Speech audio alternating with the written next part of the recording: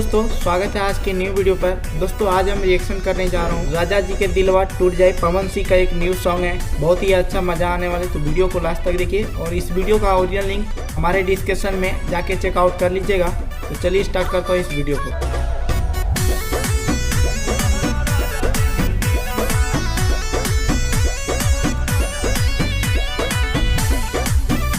तो दोस्तों पवन सिंह का तड़कता भड़कता सॉन्ग है, तो आप लोग जरूर सुनिए इस वीडियो को।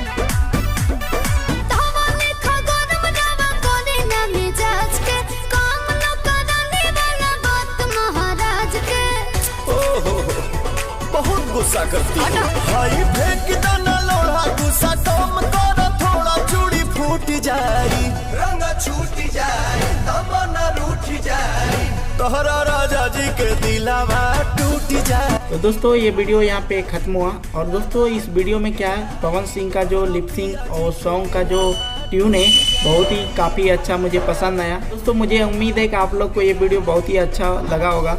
तो आप लोग अपनी कमेंट पे राय जरूर रखें और नई रिएक्शन वीडियो देखने के लिए हमारे चैनल को भी सब्सक्राइब कर लीजिए। चलिए फिर मिलते हैं नेक्स्ट वीडियो से आप सभी के।